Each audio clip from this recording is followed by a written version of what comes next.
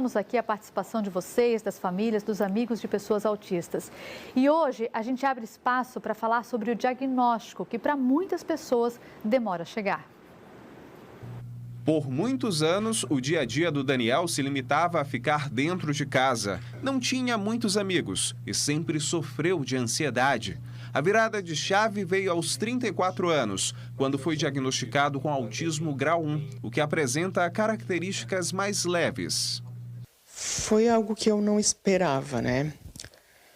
Eu achava que era uma depressão ou qualquer outra coisa, mas autismo não... Porque eu também tinha aquela imagem, né, do autista, né, infantil, criancinha, que só mostra essa imagem, não mostra os outros, né, que eu descobri que tem outros níveis, né, e que o meu é o nível 1, é o mais leve e que não dá para perceber. A pessoa só vai saber se eu falar que eu tenho, mas se eu não falar, ninguém sabe. O que poderia ter mudado, né, se você tivesse tido esse diagnóstico mais cedo?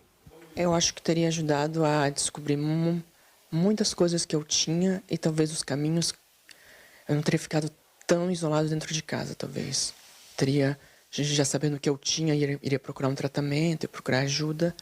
Daniel ainda não se identificou com nenhuma profissão, está desempregado e agora aposta nos estudos para concursos públicos.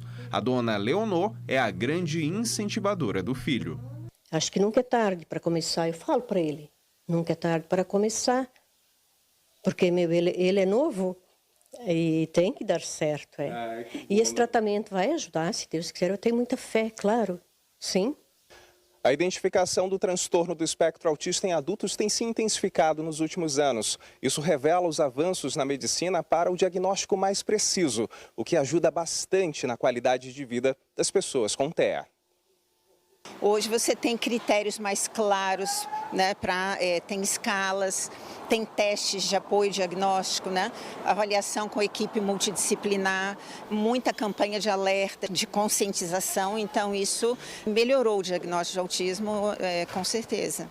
Diagnóstico que a Marcele também só conseguiu ter após os 30 anos. Ela é mãe de 3 filhos autistas e foi no dia a dia que ela começou a observar sinais semelhantes entre ela e as crianças, que ela entendeu que poderia ser do espectro. 4 pessoas com TEA morando na mesma casa e com características bem distintas, de leve a moderada. A gente vive em um luto quando descobrem que o filho é autista. Então, até tu conseguir tirar esse luto e ir para a luta já é difícil. Então, tu foca todos os teus esforços na criança. E você se olhar vira último plano. Mas o que os pais não sabem é que se olhando, se conhecendo, eles vão poder ajudar melhor o filho deles. E essa parte de eu me conhecer, me permitir, me poupar de sofrimentos, de frustrações, me fez enxergar um pouquinho do lado de cada um deles. Além do avanço no diagnóstico mais preciso do autismo, outro fator importante é a aceitação. A aceitação está sendo muito maior. Isso é o mérito das campanhas de conscientização, das AMAs, né, Associação dos Amigos dos Autistas, das palestras que são feitas em escolas, né? A aceitação, a inclusão está muito mais fácil. É lógico que não é ideal, né? Sempre tem coisas a serem melhoradas, mas se for comparar, a evolução foi muito grande. A gente tem que se olhar com mais sensibilidade, que não tem nada de errado. E se aceitando, a gente ensina os filhos da gente a se aceitar também. Começa por ali. Hoje o Daniel consegue enxergar claramente suas características autistas. A rotina dele até ganhou uma outra perspectiva. Indo nessa ONG, eu posso dizer que fiz algumas amizades, né? Como eu estava muito em casa, só interagia com a minha família, então com pessoas estranhas eu tinha muito essa dificuldade de me abrir, né? De falar, porque eu estava muito acostumado só com a família, só. E ali eu consegui interagir mais com as pessoas, né? Mas me soltar mais. Que importante, né? Saber o que tem. Nos próximos dias a gente fala mais sobre autismo aqui no JA. Agora a gente tem uma notícia pesada para te dar. Uma mulher de 21 anos foi assassinada pelo próprio marido dentro de casa ontem à noite em Blumenau. Felipe, para piorar essa história, o filho do casal estava na mesma casa, né? Ele chegou a presenciar o que aconteceu? Olha, Patrícia, segundo os relatos das testemunhas, felizmente não. Ele estava na casa, mas não presenciou o crime.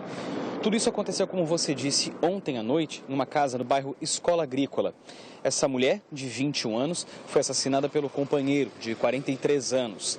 Quando a polícia militar, inclusive, chegou no local, encontrou os dois deitados sob a cama, no quarto, com muitos ferimentos.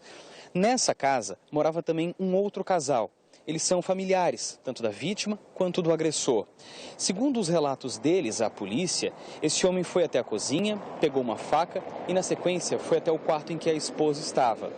Essa mulher desse casal de testemunhas, no relato que ela deu à polícia, disse que tentou até mesmo segurá-lo, evitar que ele fosse agredi-la, mas ela foi empurrada. Foi então que ele foi até o quarto e conseguiu cometer o crime.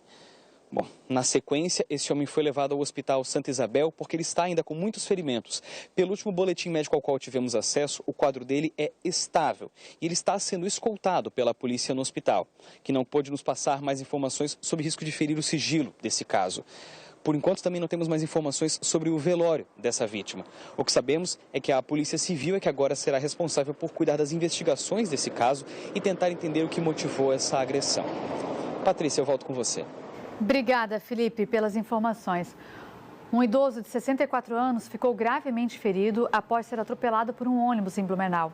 O acidente foi ontem, por volta da 1 da tarde, na rua Pedro Kraus Sênior, no bairro Forstadt. De acordo com a Guarda Municipal de Trânsito, o homem tentava atravessar a rua fora da faixa de pedestres quando acabou atingido pelo ônibus. Segundo os socorristas, o idoso apresentava suspeita de fratura no rosto e também de traumatismo craniano. O Corpo de Bombeiros foi acionado e precisou pedir apoio do helicóptero Arcanjo 3. A aeronave com a equipe médica pousou na rua Itajaí